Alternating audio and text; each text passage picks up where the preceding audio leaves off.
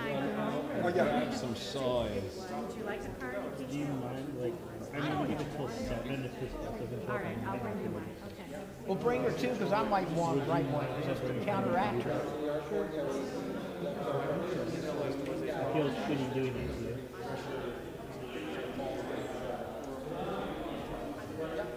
Hello. How are you? Good to see you. Oh my. Okay. That's a good boost for everything. Where's John? Yeah, he's here. I saw him a bit ago. Of shit like this happens. Oh, good. Oh, nice. Yeah, no, he's a jack of all trades. He's a little fired. He's a bit fired. I gotta give this to my team. How are you? Good, yourself? Pretty good. I went and saw the Athenaeum area, which was like, I never realized there was like 2 whole little cinemas. Actually, pretty cool. And then this one, fine.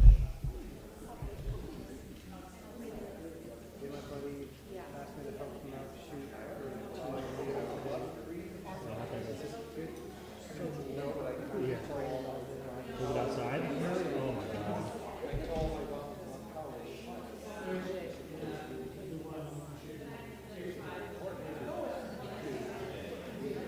Do you want to do this quick mic check again? I want to check it out. Make sure. I just missed it. Okay.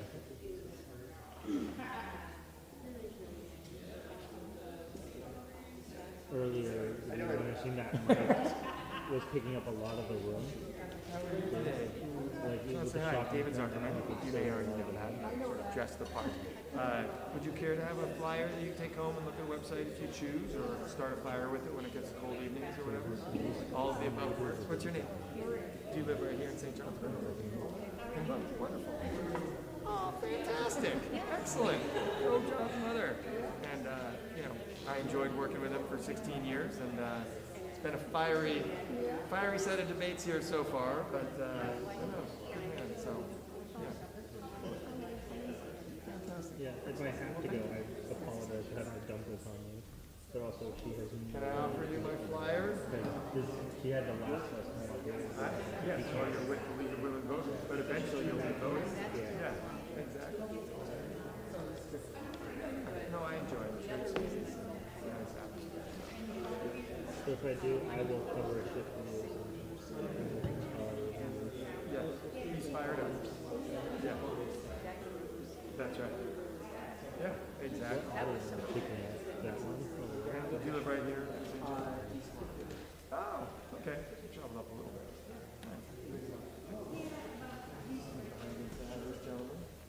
Hello. Are they turning me on? We were there. Fair enough. I tried to do something. Oh, you did? Yeah, he worked out great. I used to have long hair, so sometimes I feel blonde. And the glasses are also, yeah. I was supposed to get it before COVID, but I got it after COVID. I didn't want to go touch the stuff and also you breathe. But the mask with the glasses, you just plug it up. But I'm just offering a little flyer. It's got my website. You're all good. You're all good. I was just hoping my hair was in place. Try not to trip on because I'll be taking questions. Last time. Where I am, you got 6 inches. Heidelberg actually collects the most in the States. I'm gonna see. We might have like a yellow tape we can put on this just so you can like see it. Yeah, I mean, this is better. Last time there was a whole row of people here, so I was. I could just move this chair up. How's that? No, that's bad. Yeah. Better not do that, but no, I don't want this to happen every year. No, 2 years was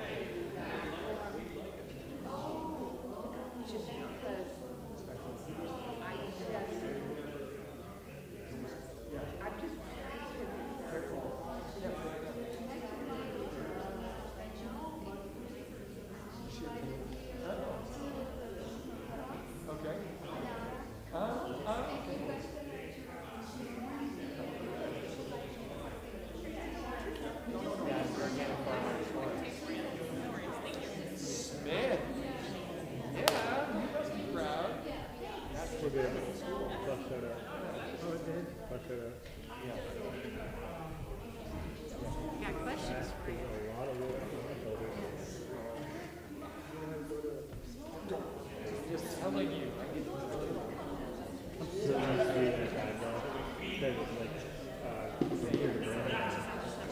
So like during 2020, my sophomore was all in COVID year, but after things like opened up a little bit, I commuted once a week, specifically by design. Driving to a hotel once a week for the entire semester. Not the best. So that's when I got really into Green Day. Because I would just go from here to Burlington, or from here to Montpelier is exactly the length. Oh, hey. I don't know if you would. We've met before. And you can. I'll sleep alone. It's fine. Tim. Walking distance from your house. I didn't know if you were in town or not. I knew it. No, I was like, I know this guy from somewhere. Yeah, I knew it was KATV. So that's good. I'm glad you guys are on this. How are things there? How you doing, John? Good to see you. Yeah, we did the Caledonia Senate one a few weeks ago as well. Good. I mean, as far as debates, I don't know, but I think we got another one next week. My girlfriend might be transferring her from Shanghai. The bigger debate is Tuesday, October 1st. It's a Zoom debate. It's more like they're focused on like gaming and design. Yeah, they're going. They even killed their graphic design program. Like, they're like all the teachers are so much but I'm really focusing on cybersecurity. Wednesday, October 9th is Vermont Public. That's in person. And then Tuesday the 10th is Town Meeting TV, which is local access down in Burlington. And then the 11th, 3 days in a row, one down in Manchester, that's another local access. And then the, we got one in Williston, October 18th. That's at the school, which is interesting.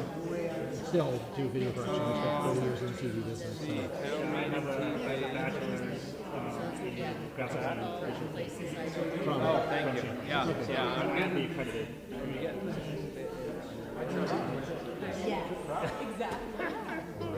This is how old I am. The one Radio for really Would you like? University of like Maryland. Oh, okay. 30th or something. You want to leave your question? Good to see you. I'm teaching colleges. Sorry. 14. Water's back on. When they get your production You right. know, why don't you make that? Show starts, just take me out of the way. Because that, I don't know, I think we sent the gentleman next door. Let Dave call the coin. I called it last time. Heads. Heads, and then you get your choice. If it's heads. You got it. See, heads is lucky. I called heads last time. I should have left you with your original one. I'll go, I'm happy. Okay. I'm easy to get along with. Yeah, thank you. Because you're the official timekeeper? Last time, I made the mistakes you made. No. How are you? Good to see you again. Scared for the flyer from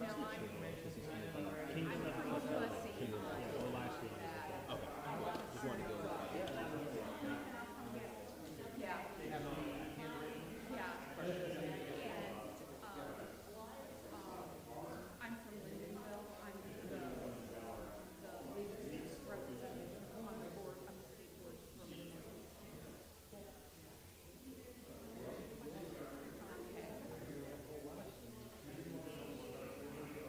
Oh, okay. Got that. Anyway,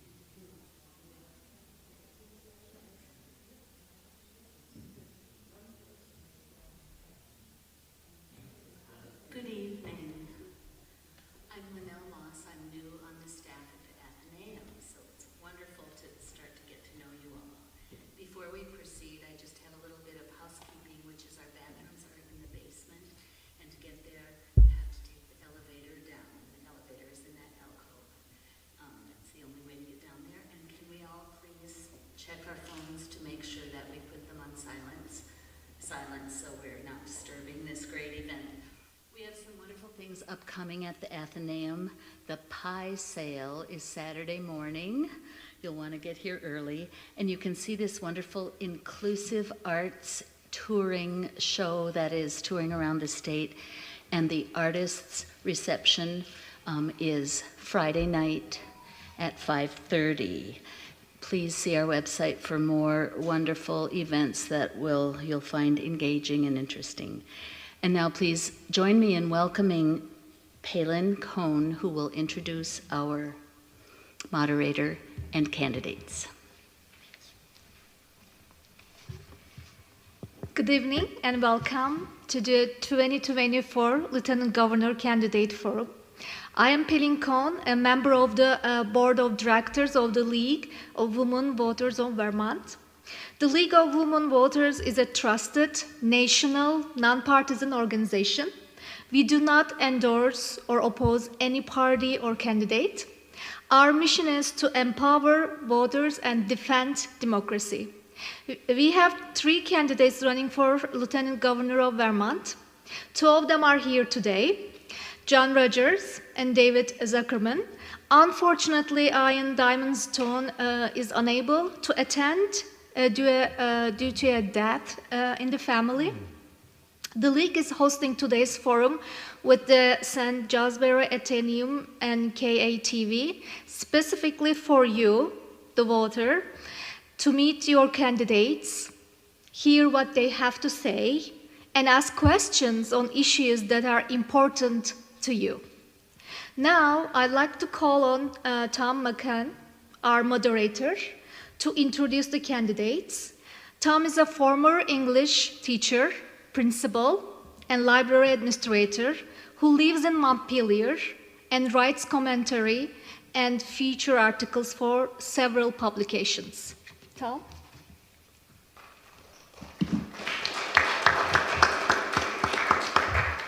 Thank you, Pelin. It is wonderful to be here in this beautiful building in this beautiful part of Vermont. I always love being in St. Johnsbury.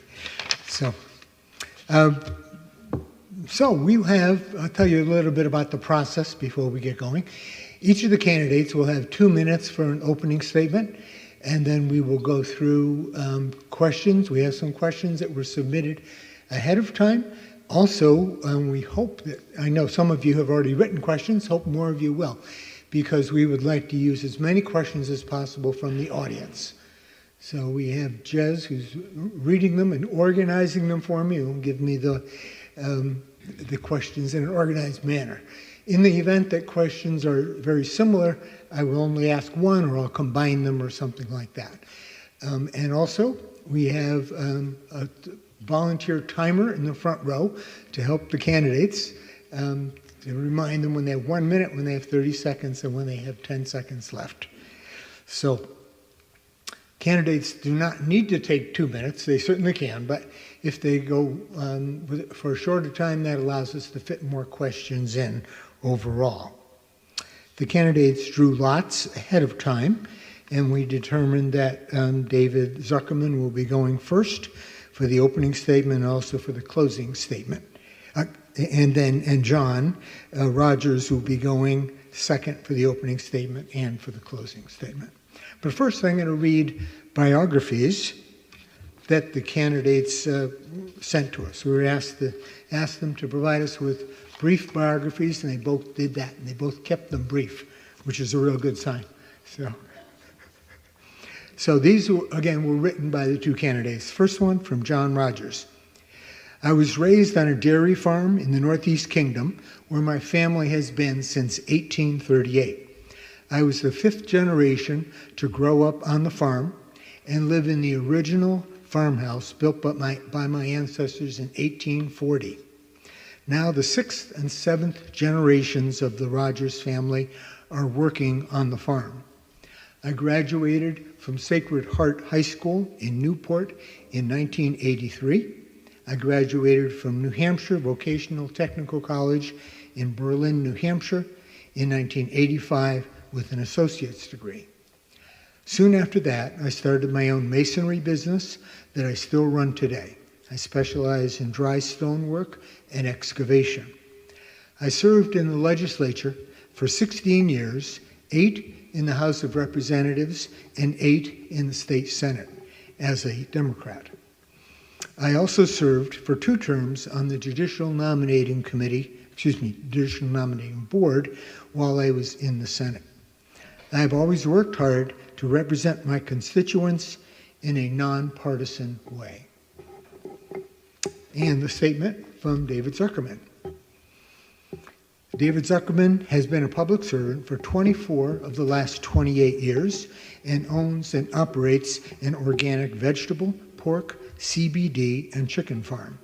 He has led and worked collaboratively on key issues to Vermonters, like marriage equality, cannabis justice, medical aid in dying, diversified farming, and organized labor. With many pressing issues facing our state, Lieutenant Governor Zuckerman is dedicated to taking his years of service and continuing to moderate the Senate with efficiency, while elevating the voices and concerns of Vermonters from a statewide platform.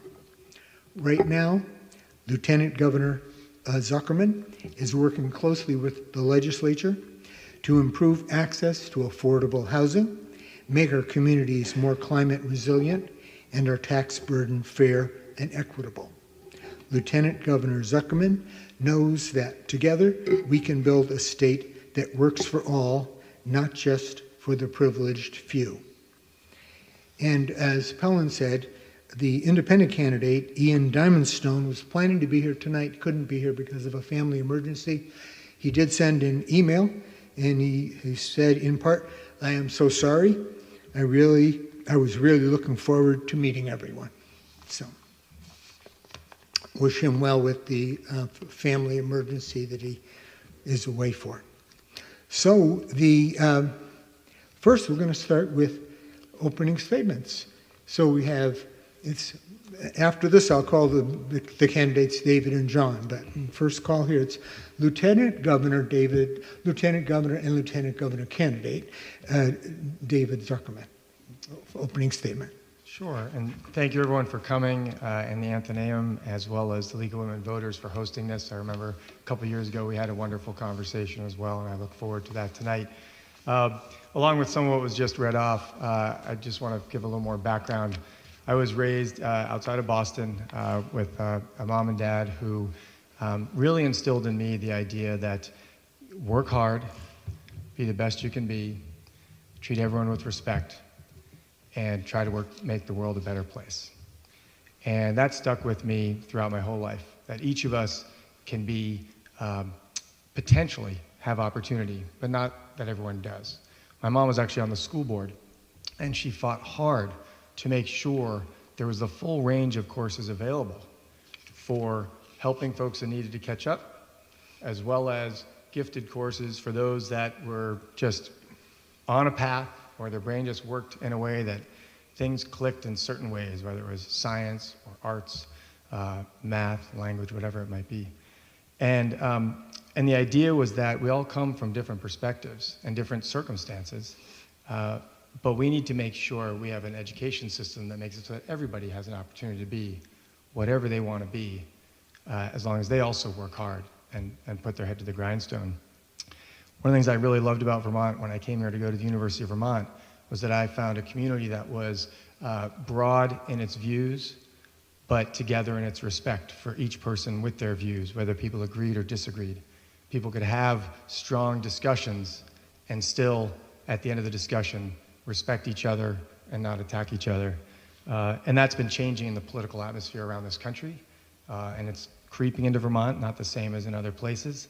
But I will continue to be the moderator of the Senate with a hand that says every voice is welcome, and at the end of the day, we have to respect the system and respect each other, no matter what the outcome. Thank you. Thank you, David. And next we have Lieutenant Governor candidate John Rogers. Thank you, and I'd like to thank the League for holding this, and what a spectacular venue. After the first televised debate that we had, it was clear my opponent's answers to everything is more taxes and fees. And as I've traveled around the state, I've heard from people of all political parties that they're tired of the crushing rents, spiraling property taxes, and unnecessarily high electric and fuel bills. And if you're tired of the crushing costs that the legislature and my opponent have put on Vermonters, then I'm your candidate and I want to be your voice.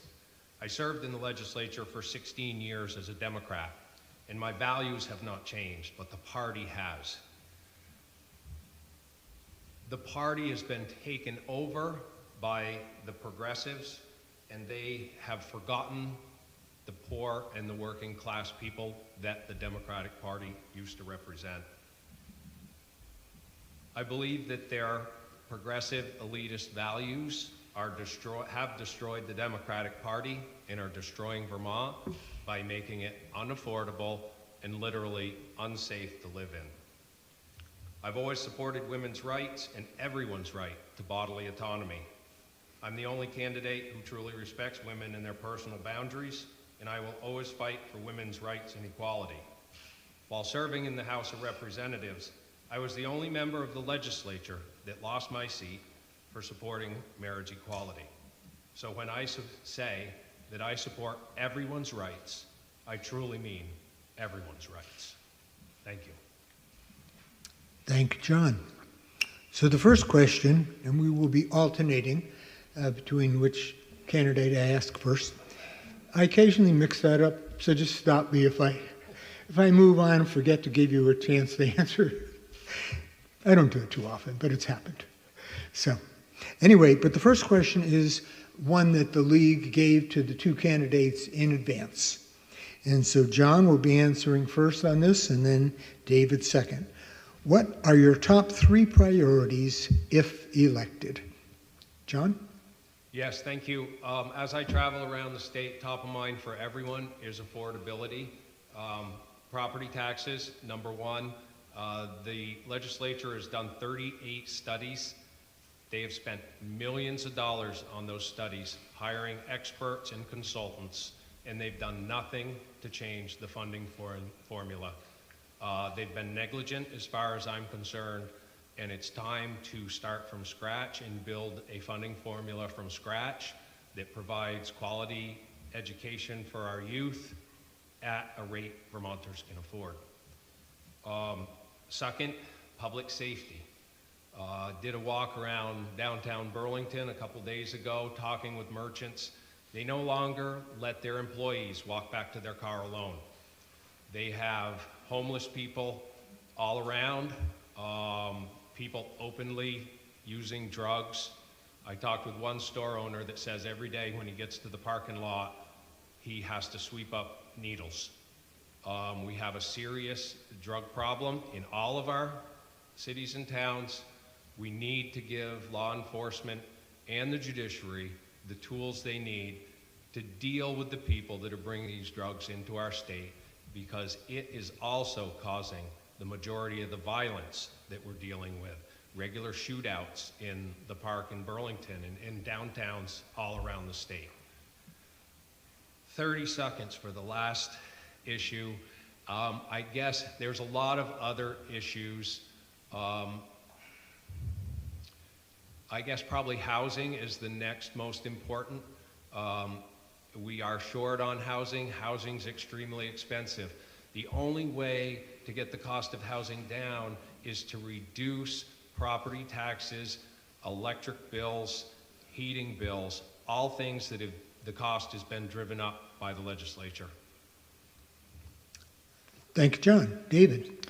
Well, thank you. I would say the broad topic of affordability, which to me includes affordable housing, it includes property taxes, and it includes an economic system whereby everybody who works and is working 40 or unfortunately 50 or 60 hours a week can afford to pay their basic needs: a roof over their head, food on the table, transportation, health care, and the ability to get a good education. And those are a lot of topics, many of which are much bigger than Vermont. When we talk about the price of housing, it's about supply and demand. When 10,000 people move here from southern New England, it's like a eyelash falls off their face. They don't even notice. But when 10,000 people move to Vermont, it blows up the housing system. That's what's driving the cost of housing. free market reality. To build more affordable housing, we actually need to put money into affordable housing. And I supported the House bill to do that. And yes, it involved taxes on people who make over $500,000. The top 1% of Vermont have earnings of $800,000 a year, whereas the rest of Vermont, including myself, the 99%, average $50,000. Now, I'm lieutenant governor, I make more than $50,000, but the average. The second I would talk about, along with affordability and all those topics, is also climate. Right here, you've lived through the disasters of the last couple of years. Across Vermont, we've seen the flooding that's happened. That is not just Vermont's cause, of course. It's something that's happening all over the world. But US citizens, and in fact, Vermonters, we drive farther because we live far apart. We have an impact, and we need to do what we can to reduce that impact on the climate. And I would add, yes, absolutely public safety. And the question is, how do we do it? Do we address public safety around mental health issues? Do we address public safety around economic disparities when people are homeless and desperate? What do?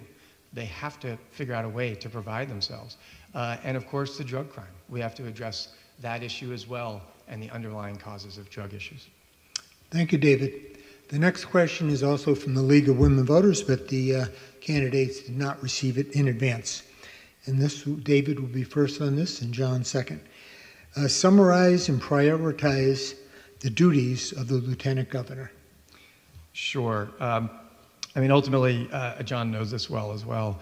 There are 3 technical duties of the lieutenant governor. The first one is to be number 2. The governor is number 1, and if something happens to the governor, as we saw, obviously, when Governor Snelling passed away and Howard Dean became governor a number of decades ago, you have to be prepared to be governor any day, any moment, if the governor becomes incapacitated or can no longer perform the functions of being governor. Having served in the House and the Senate and as lieutenant governor, working with secretaries and agency personnel through all those years, and running a small business, which is very different than running governance, of course, I'm prepared to do that. The second job, which is the one that most people are most familiar with, is presiding over the Senate. You're essentially the town moderator, we all know that position in our local governance, of the 30-member Senate. You're the parliamentarian. You call on who's speaking, but also sometimes that includes calling on certain people to bring the tone down and back to the issues before you call someone else who might fire it up more in a way that starts getting personal. Or you call the balls and strikes on the process if an amendment is germane or things like that. And then the third position, a third role, is to be the one of 3 people on the Committee on Committees, which is the most bureaucratically named committee that exists in the universe.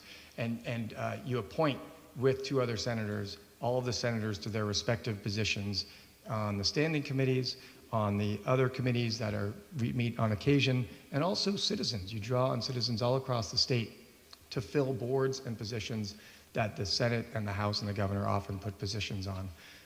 Then it's up to you, and I've done a number of issues-oriented tours around the state, whether it was a provocative movie series, whether it was the Banned Books Are Books Worth Reading series around democracy, critical thinking, and conversation, drawing the reality of today to some of our history around the world, where censorship often leads to real breakdowns in democracy. Thank you.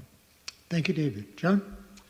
Well, I'm going to be a little redundant because there are not that many official duties, but as my opponent said, the first and foremost is if something happens to the governor, and I'm very proud that the most popular governor in the United States has endorsed me because he sees me as a candidate that he can work with and trust. And I think it is super important to have someone that can work with the governor, but also government works better when there's balance. And right now, if it wasn't for Governor Scott, there would be no balance because of the supermajority. And that's part of the reason we're facing these astronomical increases in the cost of living. You do shuffle some papers, correct, from the Senate to the House and the governor's office, but other than that, the Committee on Committees is very important because it is important where people end up on committees, and presiding over the Senate is very important as well. I feel like I am prepared to take over as governor if I have to. I have 16 years of legislative experience and too many years to count of running my own business, and I believe that throughout all my connections and experience in government that I would be ready to take that on. But then the other interesting part is you can make it what you want it to be, and what I want to do is I want to use it to bring Vermonters' voices back to the State House. I believe that special interest has too much pull in the State House, and that regular Vermonters aren't listened to as much anymore. They operate inside a bubble, and everyday Vermonters who can't go to the State House and pay attention to what's going on need to be represented.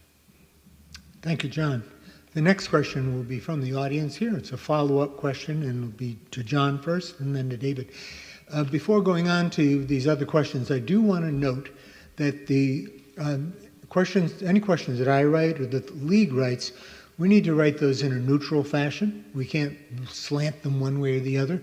But sometimes when we get questions from the community, from the audience, the questions may have a slant to them, and that's appropriate because that's expressing the view of the person. And they also sometimes may have information that we don't all agree on. I'm not editing any of that. I'm going to share the information that the questioner provides, and we'll leave it up to the candidates and to the audience to decide which things you agree with. So this is a follow-up on the committee on committees. So for John first, please explain your priorities for the Senate committees and what you will have in mind that you want committees to accomplish as you form these committees.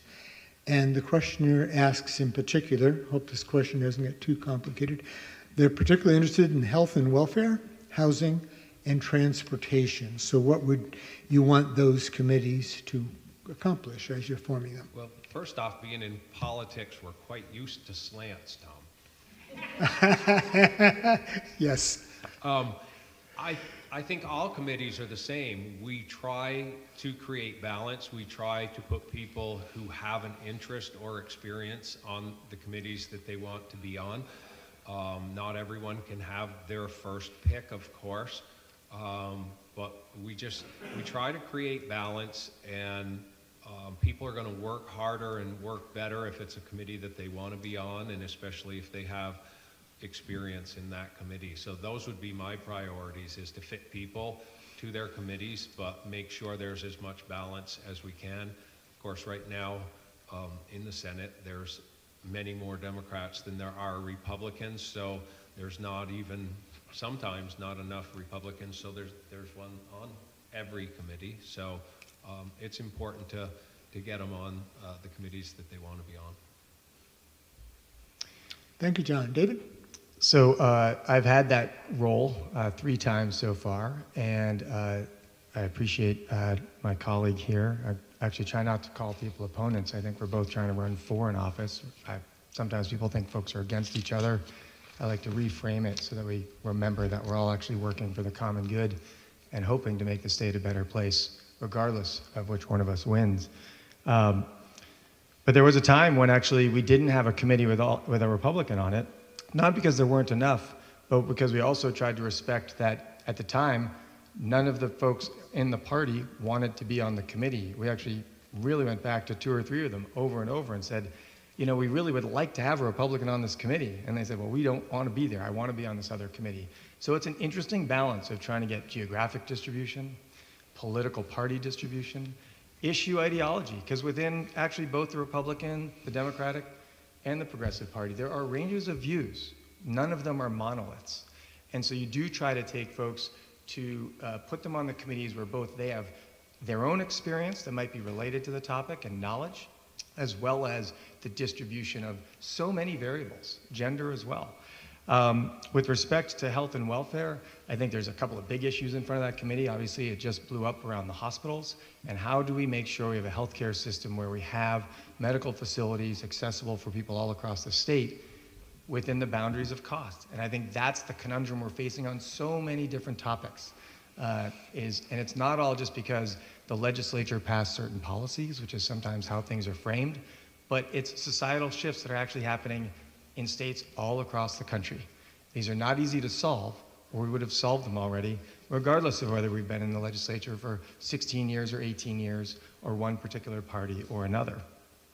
And then housing is huge. Again, like I said, I supported the House version of a bill, didn't get through the Senate this year, to put $70 million a year into affordable housing, and I'd like to make sure our tax committee and our housing committees work on that. Thank you, David. Next question will go to David first, and then to John. So, climate change is an important issue, and the flooding events of 2023 and 24 have made some people rethink where we zone housing, especially along rivers.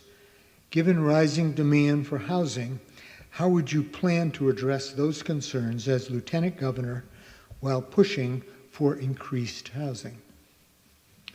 Yeah, it's a huge challenge. On the one hand, we want to make sure, and the legislature passed a bill to do this, that larger developments of housing are relatively concentrated for both efficiency of building and cost, but also in near town and village centers where you have walkable access to services for whether it's younger folks or folks who are farther advanced in their years.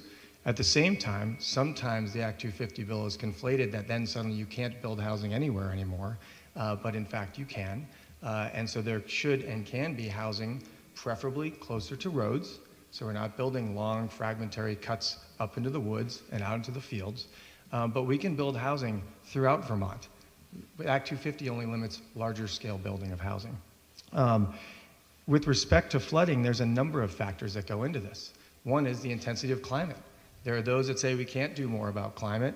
Well, I would argue we have to. The cost of inaction, as we've seen these last 2 years, is huge economically. It is huge personally. It is impactful on businesses.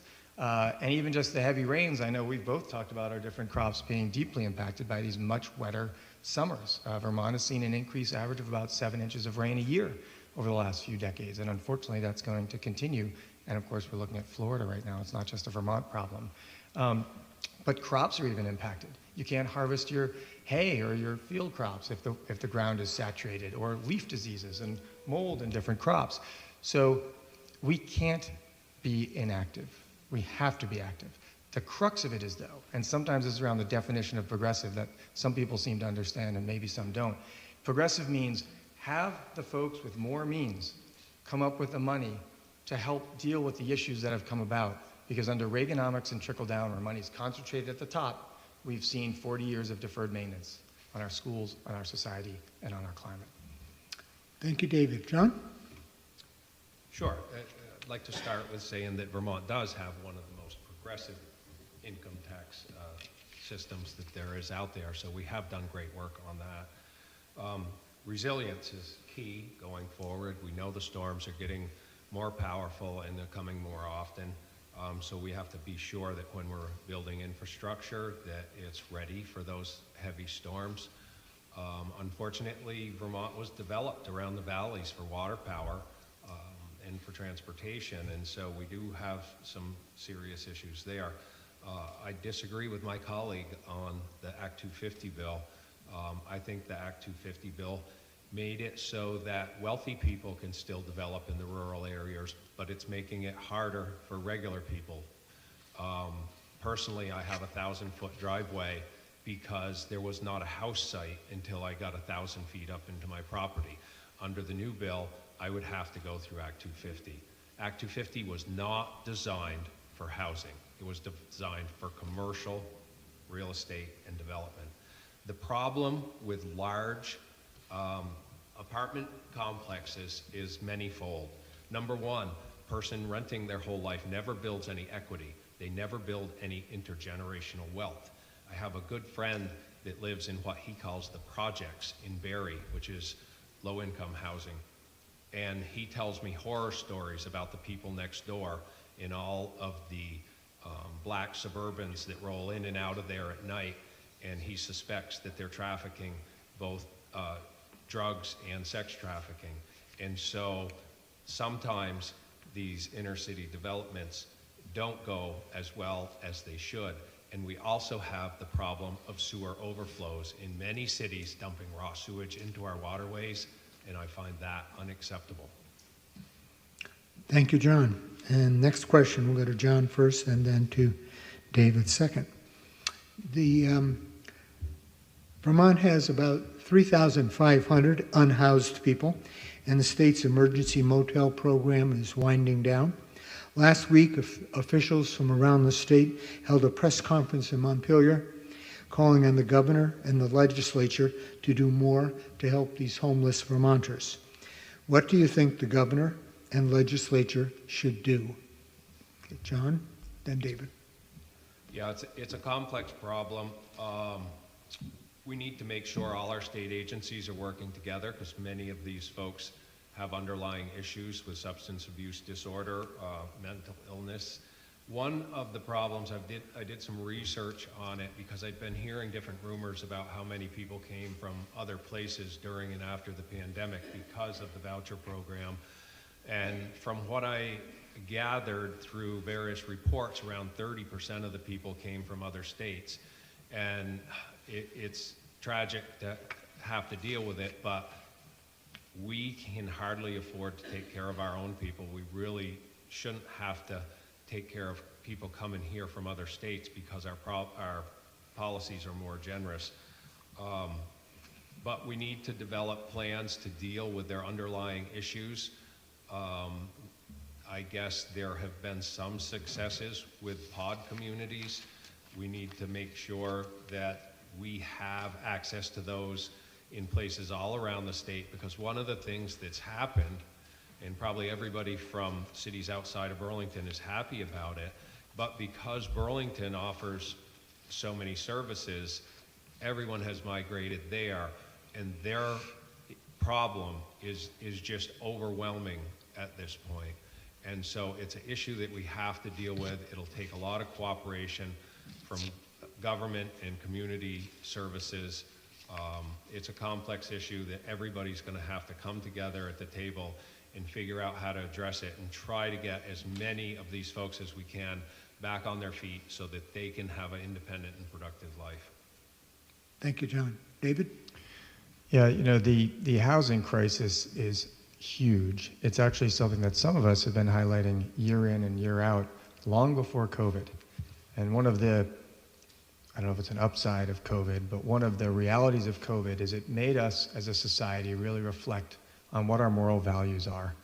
And is it okay to accept a certain number of people who, due to various circumstances, should just live outside?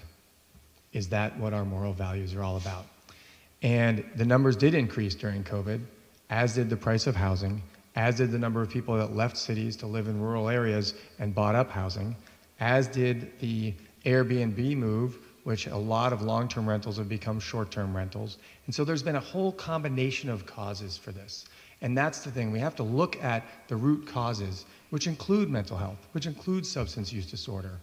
But also with respect to the numbers, it's these other factors as well. And one of those factors, according to the deep dig that Digger and VPR did, their number was 4%. Maybe it's 30%. It's somewhere between, but they did a lot of research and asked a lot of people. And what they found is that some of those folks that people say, well, they came from out of state, at that time there were people who had left Vermont, they were born Vermonters who had left and they came back. So do we say we don't want those people? I don't think so. I think we address the needs of the people here in the state. It's not where you're from.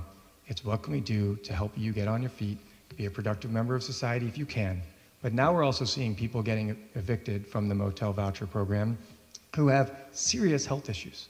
They can't necessarily ultimately become a, quote, productive member of society in the workforce because of a long-term health issue. So we need to pay attention to that. Again, I'll go back to the House bill that was going to put $70 million a year. It was a thought-through bill for 10 years of investment in affordable housing. And by the way, not all dense housing is rental. It can be mixed use and ownership as well. I've got to stop, but there's definitely more there. Thank you. Thank you, David. Next question, we'll go to David first and then to John. And we have a few questions that we received in advance and from here tonight that are really follow up on some of the topics that have already been brought up. One of them here. How will you deal with the growing problem of drug use and crime, including driving under the influence, public consumption of drugs, break-ins, and illegal encampments. There are many places in Montpelier and St. Jay and other towns where you can no longer feel safe walking alone as a woman and where you don't want your kids to walk. You know, this is a very serious issue, and one that, particularly in Vermont, feels like a newer circumstance compared to folks that maybe have lived in larger cities or at other times in their life. And it doesn't mean it's okay that it's been there longer, but it's very real, and I hear it from people every day. The legislature last year passed a bill around retail theft. That was a step in the right direction, where they aggregate small thefts instead of treating them individually, that if you reach a certain threshold of value, you then are getting tried for them in aggregate. One problem with the bill is it's actually county-based. And so sometimes folks now they know the law, they'll steal a certain amount of things over 5 or 6 times, then they'll go to another county, and it sort of starts over. So I think that needs to be addressed. But it's also really important to recognize that I was just up at an event in Newport, or actually Orleans before this event, but there was a lot of folks from the Newport Correctional Facility. They're full. You know, a lot of our prisons are full. So simply thinking we just lock people up isn't really a solution. A, it's very expensive, and B, it doesn't solve the problem. Many of them have substance use disorder. We know we have a great program in Jenna's Promise in Johnson. You've all heard about it. It's not cheap, but we need to replicate that all over the state so people have longer-term recovery, so they can truly wean themselves of the horror of the world of addiction. That is not something that's usually done by choice. I had a former employee who had an injury. He was prescribed OxyContin, and he ultimately became an addict. The drugs that we get, and my brother just had hip surgery. He got 30 OxyContin. He's like, no way, 1 or 2. I mean, hip surgery you actually tend to recover pretty fast from. You don't need 30 pills. And so we still have that problem going on. Again, there's so many. I will say, as far as illegal encampments, what do? Do you just throw everyone in jail? Do you scatter them to the wind? Or do we find safe places and say, let's make sure we have facilities, bathroom facilities, so you can be cleaner and safer? Because a lot of them think it's healthier to live in a group where they protect each other than alone, particularly some of the women. Thank you, David. John? Yes, on my tour of downtown Burlington, I talked with several people, 2 of the merchants who actually had recently had to run down and tackle people themselves stealing, and one of them said the guy was known to him. He'd been into his store and stolen from him in the past. And so it's a serious problem. Excuse me, the legislative bill that acted on retail theft helped, but there's a long ways to go. First off, we need to make sure our law enforcement is properly funded. Several years ago, Burlington Police dramatically lost funding because of their city council, and now they don't have enough coverage, and people are literally afraid to walk to their cars after dark. So it's something that we have to deal with. The other thing that I've heard around Burlington, that the drug dealers, the drug traffickers are getting more violent, more territorial, and there are actual gang members from big dangerous gangs here now. It's not like they have a giant presence, but they're here, they're moving their poison into this state, and we need to give law enforcement and judiciary the tools they need to stop that, because that's where it all starts, is the trafficking and the heavy presence of drugs and pushing it onto Vermonters. We also need to do more in our schools for our youth, especially the ones the teachers often say they can identify in 4th or 5th grade as people who aren't learning well academically. And I would like to see them given more hands-on opportunity. If a child isn't learning well academically, give them a hammer, give them a wrench, give them apprenticeship, give them something that they enjoy and can do to help keep them out of trouble. Thank you, John. With the current state of our mental health programs in Vermont, how do you see resources best used going forward? How do we change the bare minimum increases in Montpelier? This goes to John first, then David. Yeah, that's a tough issue, and when we deinstitutionalized mental health in the state of Vermont, a whole bunch of people seem to have gotten turned out with not enough services. So we need to make sure that we build capacity in all our communities, because I think we have folks who need services in every community, and not generally is it just one state service they need. There may be a need for interagency work, but we have to make sure that these folks get the services they need and have housing or a place to stay. It's not a area that I ever worked on when I was in the legislature, so I won't profess to have the answers for it. But I think what needs to happen, as with many other problems in the state, is we need to bring all the stakeholders together. You know, the providers, the consumers, the state agencies, and we need to start working collaboratively to address all these issues, not just the mental health. It's the substance abuse, it's the homelessness, the mental health, and in many places, those three things have crossovers. It's a serious issue. It's costing us a lot of money, and these are real people with real families, and we need to make sure they have the services that they need. Thank you, John. David? Well, I think it's a fascinating question because it really brings together so many things we've been talking about already tonight. When we look at mental health, it's not only folks that are no longer in the housing facilities that were deinstitutionalized, but we are seeing the numbers explode. And the numbers who have mental health challenges are for a wide range of reasons. Economic duress leads to mental health struggles. Substance use disorder leads to mental health struggles. Being homeless often as well. Climate. I know a lot of young people who are seeking a lot of mental health counseling around the future for them to live either in Vermont or anywhere with the climate disasters that are happening. Even discourse and the negativity that's happening all across the country in the presidential race and sometimes in Vermont as well, but less so, thankfully, lead to these. So we have to work on those underlying issues. That is why I sometimes struggle when we hear we need to address sewerage, we need to address more programs in schools, we need more programs for drug use disorder, substance use disorder, housing, and then also the word saying, but Vermont's too expensive.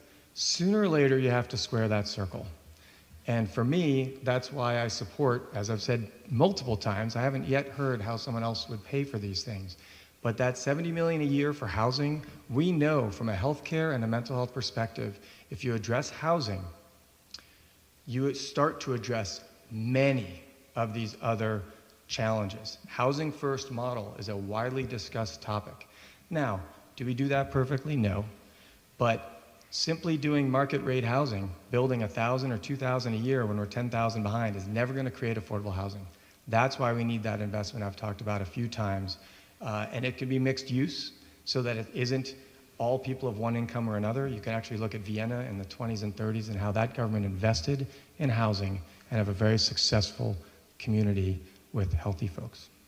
Thank you, David. The next question is also about mental health and has two parts to it.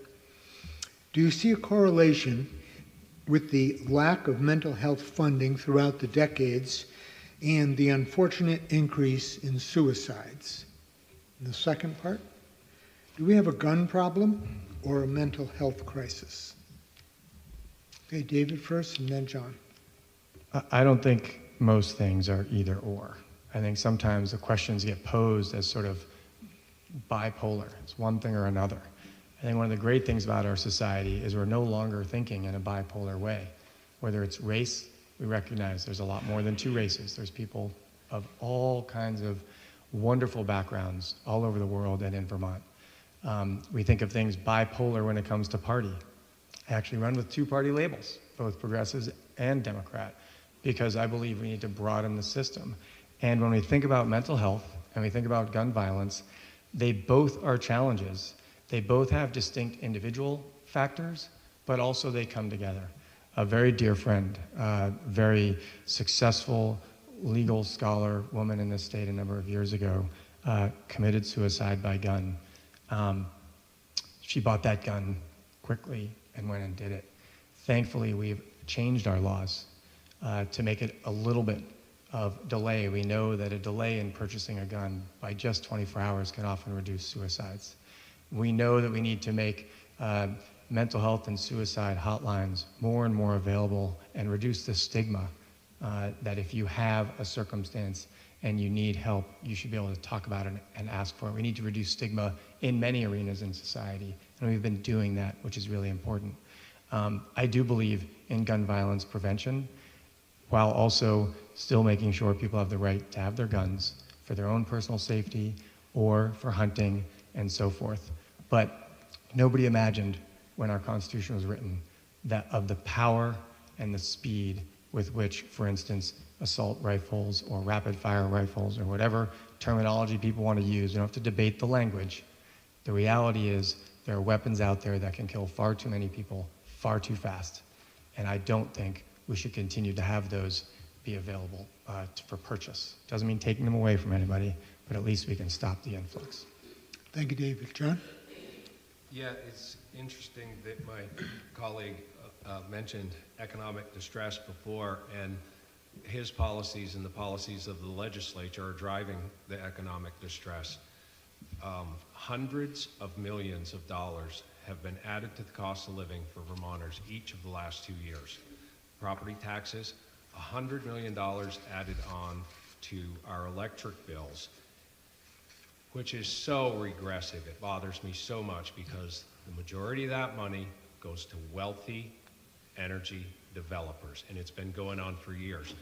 And my colleague has solar panels on his barn. Solar panels are great, but poor people pay the tax shift, the cost shift, to help folks who have solar panels on their buildings. Department of Public Service did a study. They determined that most people who have solar panels in the net metering program are affluent white people. Poor people are helping them pay for that, and the majority of that cost shift is going to wealthy energy developers. So economic distress is driving a lot of the mental illness problems and suicide problems. I think it's a societal problem. When I was in high school, we used to take our rifles to school during hunting season. Nobody ever thought of shooting another person. I distinctly remember going out at lunchtime, and all of us boys would show each other what we hunted deer with. We would talk about deer hunting stories. There's a serious issue with the mental health in this society, and we need to address it. And yes, people with violent tendencies and serious mental health problems should not be able to have firearms. But I don't think law-abiding citizens should lose their rights for that reason. Thank you, John. The next question from the audience here. What are new ways Vermont can create revenue without raising taxes? For example, turning used VTSU dorms into housing. John, and then David. We don't have a revenue problem, we have a spending problem. Vermonters are overtaxed and overregulated already. We have no more capacity for taxes, and we have to go through all of our systems just like a business would, and we need to weed out the fat. Plain and simple, Vermonters that I've talked to all around the state are taxed to death. You cannot believe the number of people who have been here for generations that I have talked to who have said, when my kids get out of school, we're leaving this state. We can't afford to live here anymore. When I retire, we're leaving this state. We can't afford to live here anymore. When you look at the income potential compared to the cost of living in Vermont, we're one of the most expensive places to live in the entire country. That is not okay. We're driving people out, and pretty soon it's going to be a playground for the rich and famous, and that's not the Vermont I want to see. I want to see regular people be able to live here and not have to work 7 days a week. That's what's happening right now. My wife and I, the majority of our life, we work 6 and 7 days a week. we went on a vacation last spring and took the whole family to the ocean in Florida. And she looked at me while we were sitting on the beach and she said, "This is the first time you've taken a vacation in 20 years. And I said, "Doesn't seem that long, but you're probably right." We were doing a rally at the State House and somebody yelled from the back, "How about a vacation?" There are thousands of Vermonters who never get to take a real vacation because there's no money left. We are overtaxed, overfeed, and being chased out of here by the legislature's lack of common sense in affordability. Thank you, John. David? I think you talked about how to make jobs without raising taxes, and I think there's a number of factors there. One is there are jobs right now, and a lot of them can't be filled because, and I'm going back to housing again, there isn't housing. There have been businesses that have tried to recruit, whether it's Vermonters or folks from afar, and without the housing, they've been unable to recruit them. So I do think we have to invest in housing, and yes, that takes taxes. Sometimes when you run a business, you actually have to invest in the business to make the business successful. And I would argue investing in housing is actually investing in our economy and our workforce. I would also add that a topic I have tried to work on with the governor, I thought we could actually do it very well together, particularly being of different parties, because we have a 2-year term. It's very difficult to tackle the bureaucracy of governance because you can't usually show big results within 1 year when then you're back on the cycle of electioneering. And I said to him, if we both do it together, they can't attack the left or the right. If we say human services and education, the two by far biggest parts of our state budget, have an overlap. Every family in human services that has kids are in our education system. But we have a tremendous bureaucratic duplicity. We have it where information can't be shared. It costs us more in taxpayer dollars for state employees. And it means often kids get the attention or the work they need from the school side or the human services side in a delayed fashion. And we know if you address these issues earlier in the process of a young child's development, it actually costs much, much less to actually get it done to where they're actually resolving those issues. So as a non-tax, property tax saving, governmental bureaucracy saving measure, I will continue to seek to work with the governor and the legislature to tackle that issue. So that's not a tax issue, although there's others I could talk about. Okay. Thank you, David. Next question. What is the most important legislation you have backed in the past year and why? David, then John. Wow. I hate these questions because we can often, frankly, walk and chew gum and tap our head at the same time. And when I think about the economic future for our state, and I think about the climate package that did pass through the House and Senate to deal with waterways and resilience, to deal with investing in both the resilience but also renewable energy to tackle climate. And I do want to point out, by the way, that over time it has been proven that renewable energy is actually much more cost stable and less sporadic than fossil fuel. It also is more investment in state jobs than fossil fuel, where I think it's 80 or 90% of the dollars go out of state when we buy fossil fuels. And so the package of different environmental bills around the climate crisis are not only investing in our economy, working to save Vermonters money both over time, but also through hopefully fewer disasters, as we and everybody else recognizes around the world, we have to change our consumptive habit of fossil fuels. But also through economic development. I think it really covers a wide range of things. But, you know, again, it didn't pass both chambers, but the House version of a tax on the playground of the wealthy, the 1%. You know, the folks making over $500,000 a year to invest in housing, which also is a climate part of the package. Because if you build up and not out, you have a smaller footprint. You build density so you can move towards more public transportation, which is also economic development and climate related. These pieces are all interrelated. And so to me, those are a couple different ones. And I know you said one, but I can't stick to that. Thank you, David. John? Well, I wasn't in office last year, so I'm at a loss. Well, what'd you support anyway? Did you support something? Well, during your 16 years. Well, the most fun bill that I ever wrote and passed was the specialty beer bill, which allowed our brewers to start making beer of over 8% alcohol by volume. And that was a very interesting bill because there was a debate on the floor, and a lot of times things are very partisan, and this one was not partisan at all. There were people all over the place, and it's also been a huge success in economic development. We have a huge beer economy, and people actually come here and do beer tours and spend thousands of dollars in our economy. One of the ones I'm most proud of, though, is the tax department was giving farmers a hard time on farm equipment. Supposedly plowing snow in your driveway was not a farm-related operation, and so if you plowed snow with your big tractor, it wasn't tax exempt. And so I got the percentage of that dropped so that farmers could actually plow snow, which I think is part of a farm operation. But when we talk about renewable energy, my colleague and I disagree on a lot of areas. I support renewable energy, but I don't support the child and slave labor going on in the Congo, where they're producing over 70% of the cobalt in the world, which is going into our batteries. I don't support solar panels built in China in sweatshops. I want renewable energy that is built on the built environment, so it's not destroying farms and forests.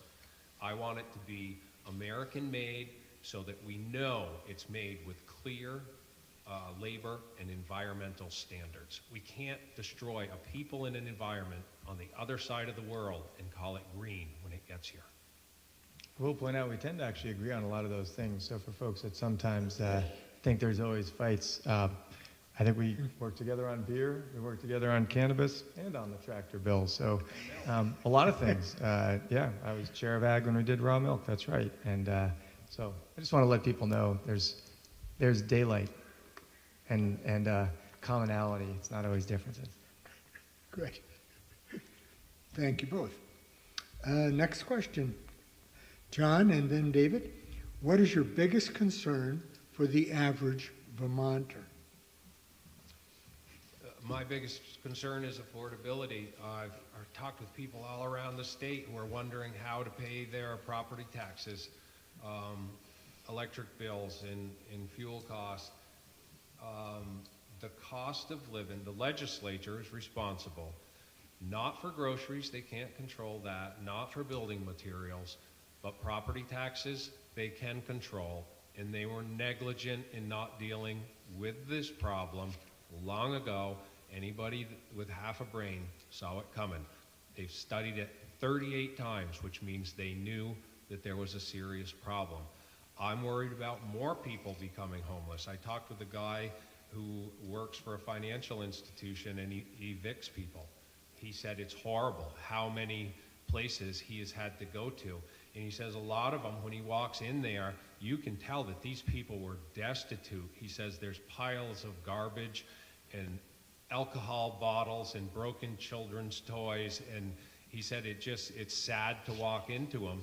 And I'm afraid if the legislature continues on the path that they're on, that more people are going to lose their homes, more people are going to have to move out of state, more people are going to have to work 7 days a week, and that's not okay. I grew up in a family, we lived within our means, we had a budget. The legislature is spending beyond the means of Vermonters. Thank you, John. David? Well, I think we agree on the broad topic of affordability, there's no doubt. The question is, how do you address it? And I've been very clear, and I've also disagreed with the legislature on many policies over the years, because I do think, in part, due to the mantra of no taxes across the board, they've ended up going to the folks who have less political power, which is actually folks with less money, and it's around fees, or it's around splinter taxes. I have been very clear, and it's actually the definition of progressive, that those who are wealthier, who have benefited from the tax breaks over decades and who have accumulated more wealth and are making higher incomes can afford to pay more so that other Vermonters can afford to live here and pay less. So I'll give you some examples. I've advocated for years that the income sensitivity provisions of property taxes go across the full spectrum, because actually, even with the income sensitivity adjustment on property taxes, folks making over $400,000 pay a lower percentage of their income towards property taxes than working class people. It's about a $30 million tax shift on the back of working people. Folks like the governor and others have stood in the way of that. I do vocalize those differences and fight against it. Do you know that we have 58,000 second homes in Vermont? That is the second highest percentage of homes that are second homes anywhere in the country. I think, relative to property taxes, they can pay a progressively higher rate on the higher value, and that can go to the ed fund and lower taxes for ordinary working people. I believe in that marginal income tax on incomes over $500,000, so we can actually build affordable housing. And as was said, the costs are fixed, the materials and labor and land. You can't magically make them less expensive unless you put money into them from the state. And so it's not just affordability, no taxes. It's actually affordability, shift taxes, address taxes, and make Vermont more affordable for working people. Thank you, David. And next question for David and then for John. How can Vermont provide quality education for all students despite rising costs, needed capital improvements, and decreasing student population? Should we be consolidating more schools? So, I believe, am I first? Is that right? You're first, yes. Okay, thank you. So a couple things. I did serve on the Education Committee, and we did a first round of consolidation that really caused a lot of consternation for folks, because people do really want to support their local schools and their local school boards and not lose, quote, local control. That saved some money. It caused consternation. I do think we could actually do more in that arena, but the reality is the numbers don't really add up that saves the kind of money that is what everybody would want to see. So it's really important to make sure people recognize consolidation is not the savior of our education system from a financial perspective. It is a piece of what needs to be a many-piece pie. We also send a lot of money out of state with students. We need to really review that. We also need to really review, after the Supreme Court decision, our policies with respect to public money going to private schools.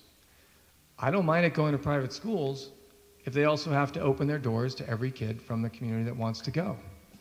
They can't be selective and cherry pick and leave the more expensive kids on the public schools, which now will have less diversity of knowledge and skill sets, where kids help each other with that diversity. So I think there are issues there to address to make sure there's more equality, which is around better education. So consolidation can be a piece. Looking at where our dollars go can be a piece. And as I said earlier, there's a big area between human services and education, which is about restructuring governance and bureaucracy to make that side of it more cost effective.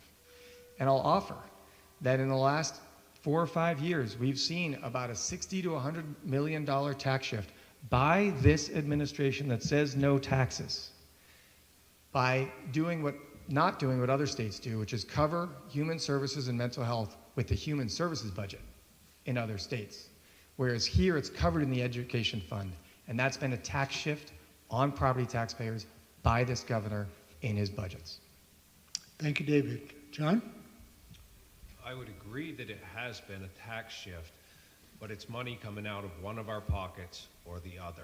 The bottom line is we're spending too much on education and not getting good results. Our test scores are terrible.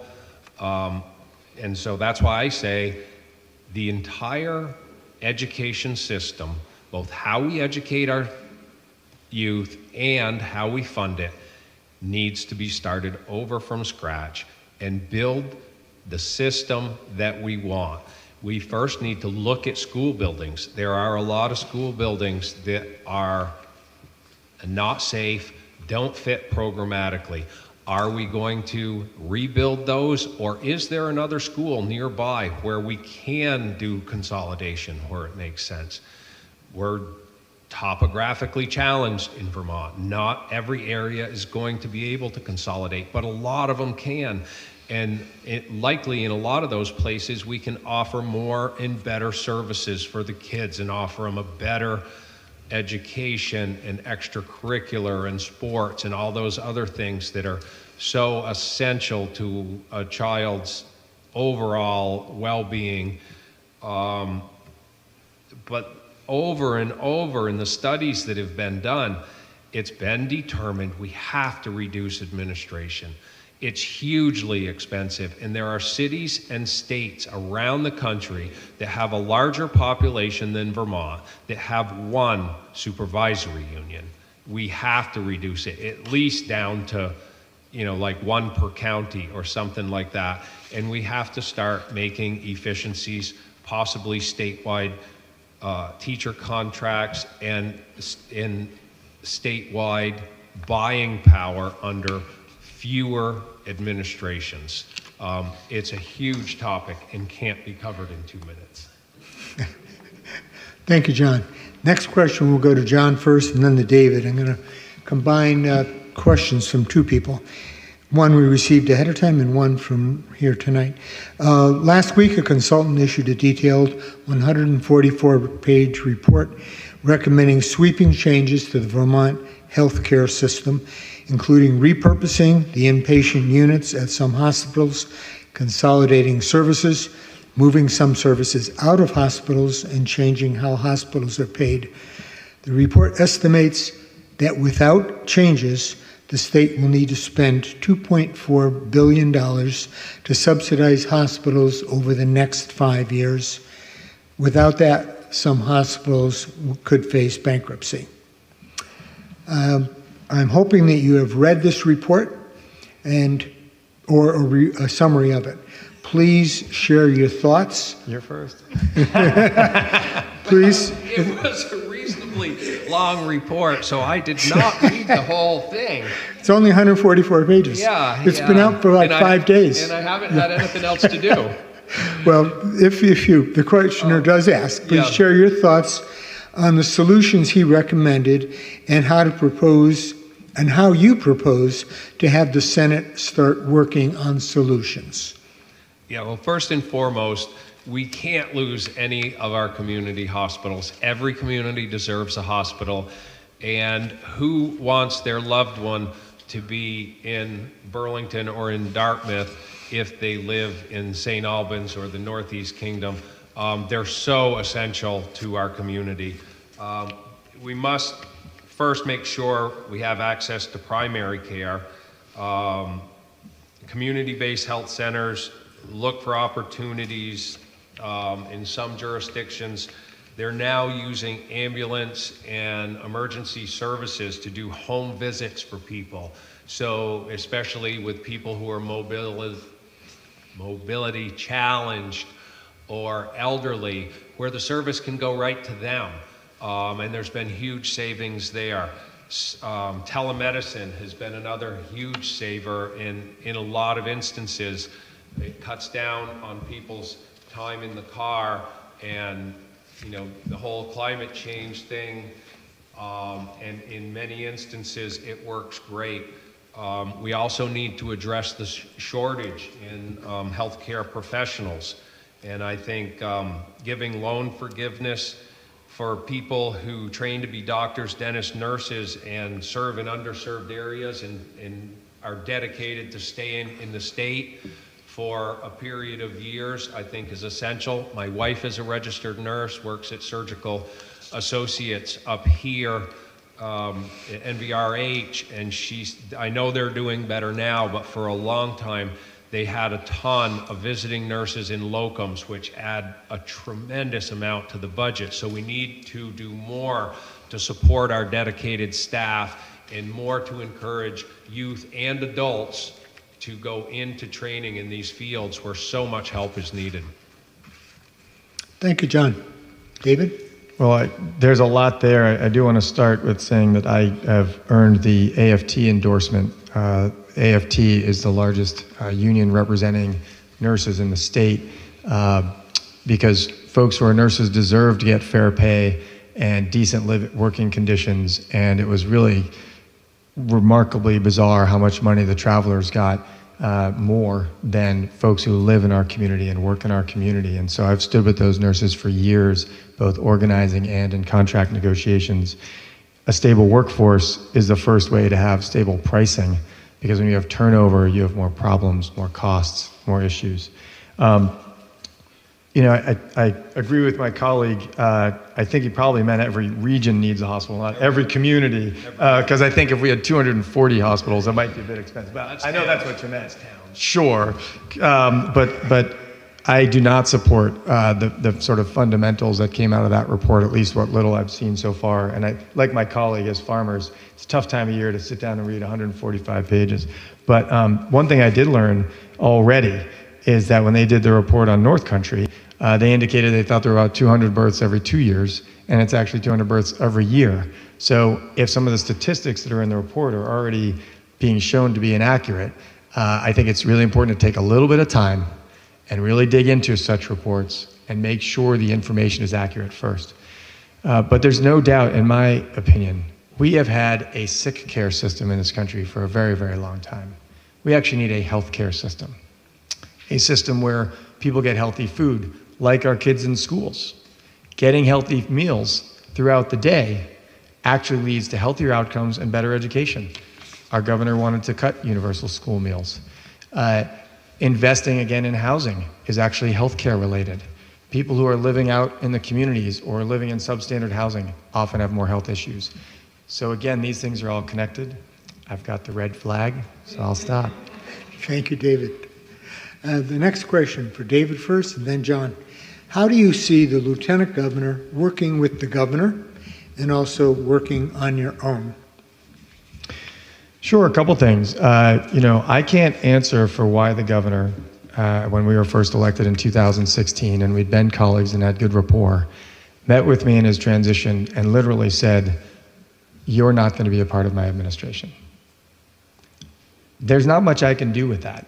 I did meet with him in June of that year and said, here's some ideas, like I said earlier, around government restructuring. I said, I knew he wasn't a big fan of taxes, so I wasn't going to go in saying, raise this tax to pay for this or that. I said, let's look at human services and education, reduce the bureaucracy, save money, create better outcomes. That's not a left or a right or a Republican or progressive or Democrat. That's good governance. I said, or we could do another idea. Let's look at Lyme disease, which is striking people across the state of all political persuasions, whether you're a hunter or a hiker, whether you're a farmer or any electric line worker. It's devastating people in this state, including my spouse, so I know a lot about it. And Vermont's highest per capita in the country. Let's join Johns Hopkins and Stanford as leading research institutions at UVM Medical Center with a research position that we could fund by you asking donations from wealthy Republicans. I'll ask for donations from wealthy Democrats and progressives, not government money.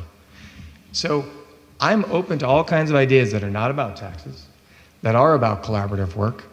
The administration chose a different path. I'll continue to work with the governor as soon as he's ready to work together. Thank you, David. John? Yes, I've actually worked with the governor for years and very proud to have his endorsement because he wants a lieutenant governor that he can work with.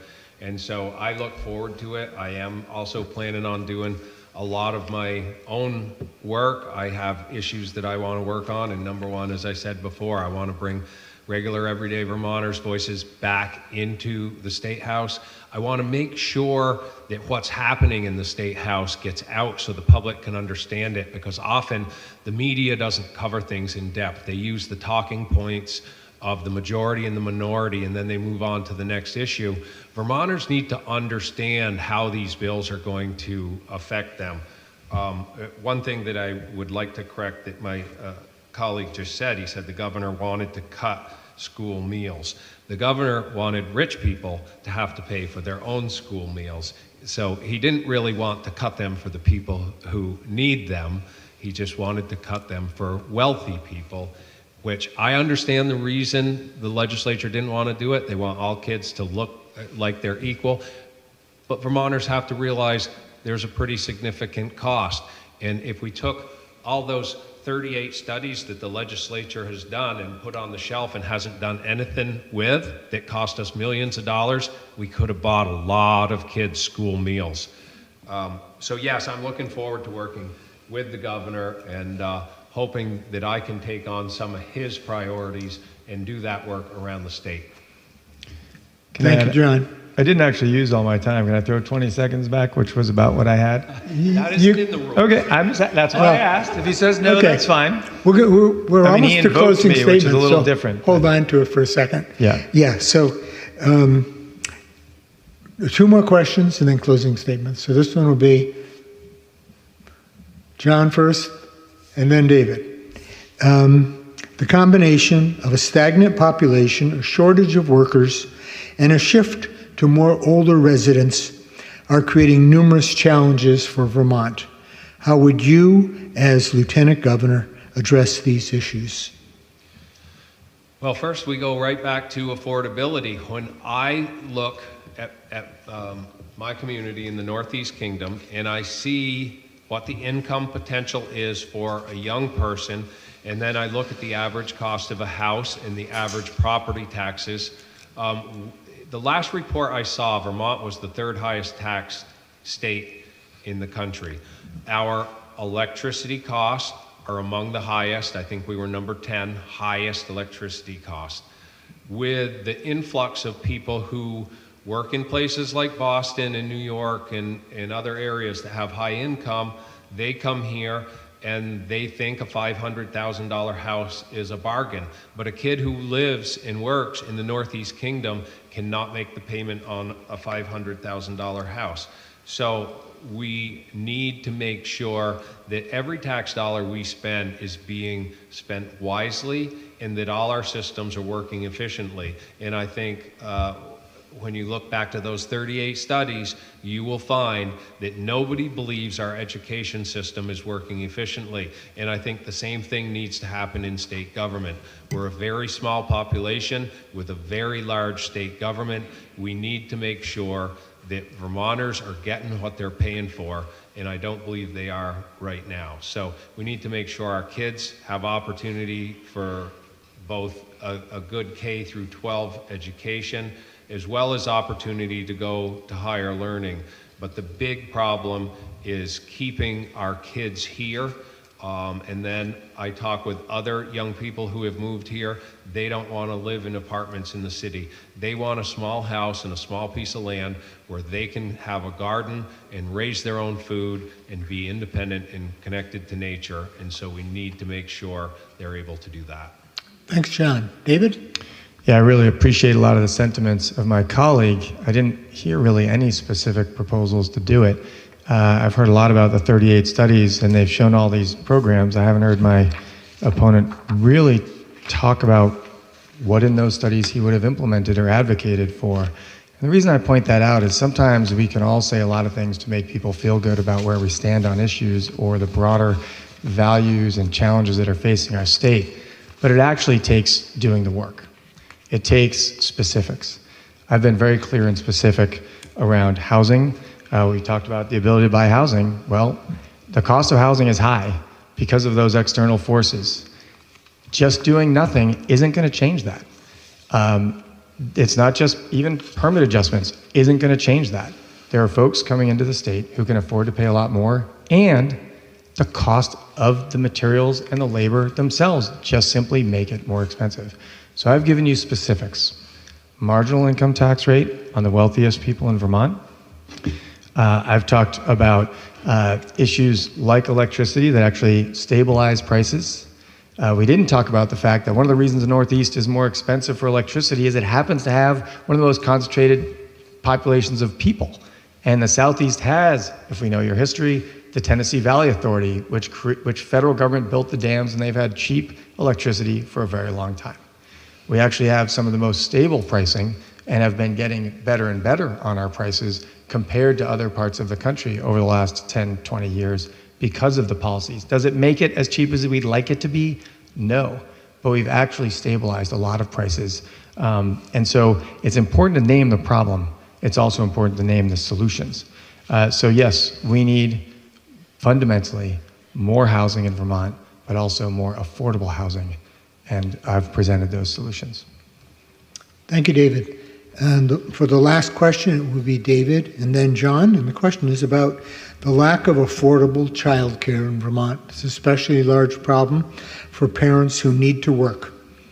What would you do as Lieutenant Governor to alleviate this issue? Well, there's a lot of different factors that have gone into this, but the legislature passed landmark legislation and overrode the governor, and yes, it had a tax.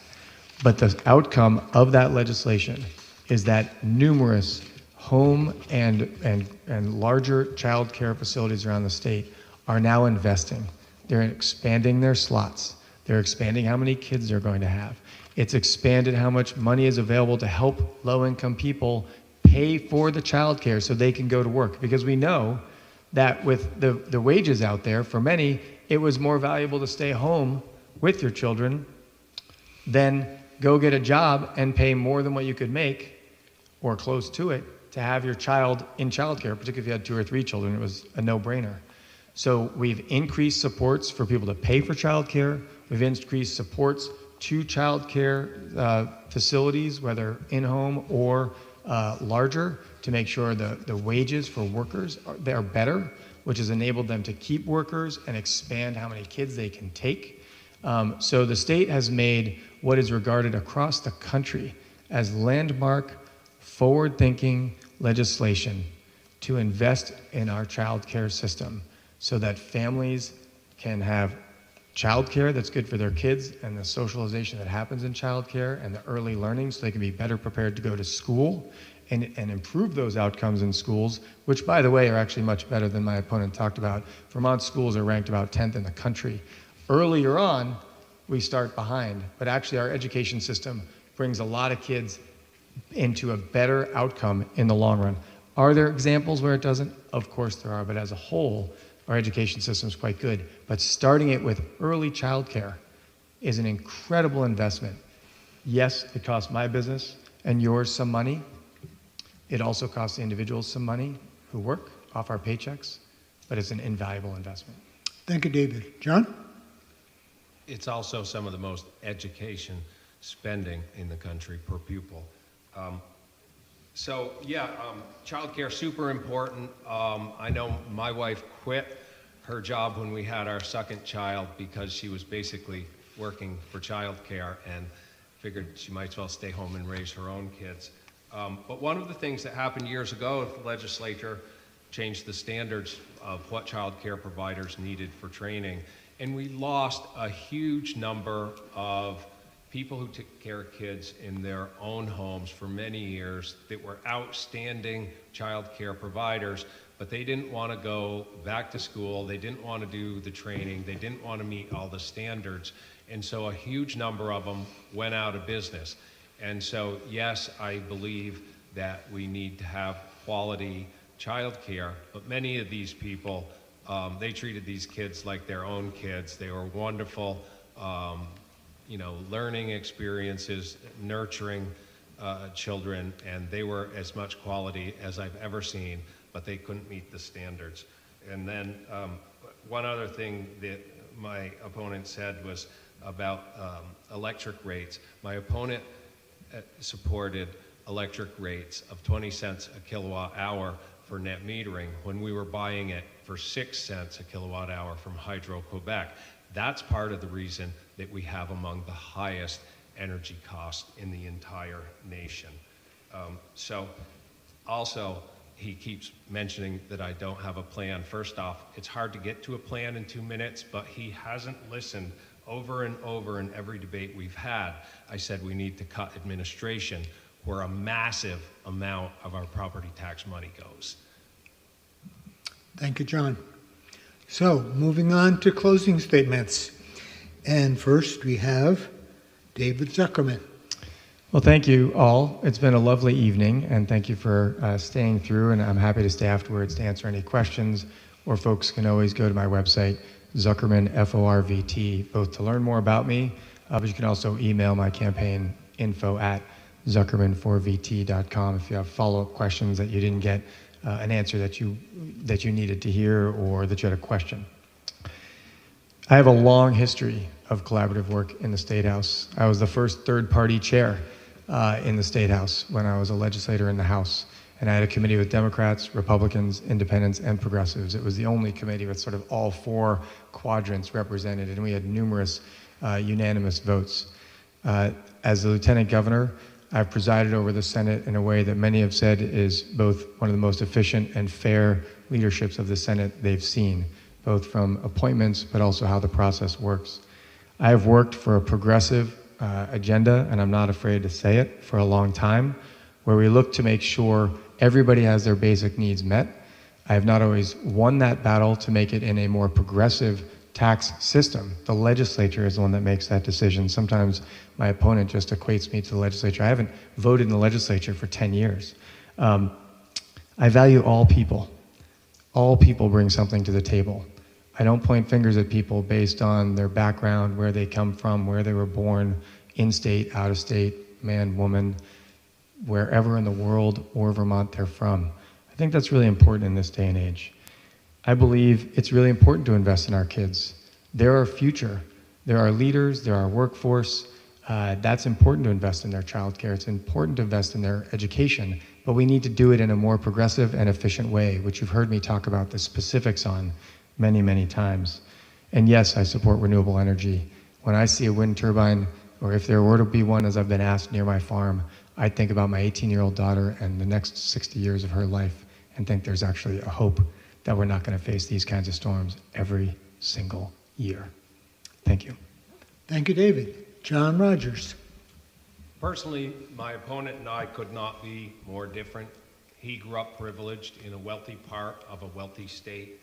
I grew up in the Northeast Kingdom on a dairy farm. It's clear that it's influenced our values. I'm an open and honest person. My opponent, I'm not thinking so much he is anymore.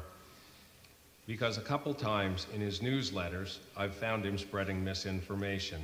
He said, I opposed the $15 minimum wage bill, which I did. But he didn't go on to admit that I supported the later version after it had been improved. And when I asked him if he paid his farm help $15 an hour, he admitted that he did not. Imagine a millionaire who pays his help poverty wages. My opponent pretends a lot. He does not seem to be open and honest with the voters. He pretends he's a Democrat, to be a poor farmer, to support a livable wage, and to support women in the workplace. I just think that I'm an open and honest person, and that is what you will get with me in the office of Lieutenant Governor, because it will not only be my office, it will be the office of the people of Vermont, so that their voice is in the State House. I am proud to have Governor Scott's endorsement as a Lieutenant Governor he can work with, and whom he can trust to work through the difficult and trying times ahead. I'm the only candidate who will respect everyone's constitutional rights, and I'm the only candidate who will work to make Vermont more affordable, more safe, in a place that we can all be proud of. I'm John Rogers, and I'm asking for your vote on November 5th. If you want more information on me, you can check it out at rogersforvt.com. Thank you, and thank you to the host and for this absolutely spectacular venue. Good night. Thank you, John. Would it be appropriate for us to do another 30 seconds for each of you, or are we good? I'm good. I'd be happy to address a couple of allegations, but if... It's difficult at the very end when someone doesn't have a chance to respond to something specific. So if you'd each like another 30 seconds, we'll do that.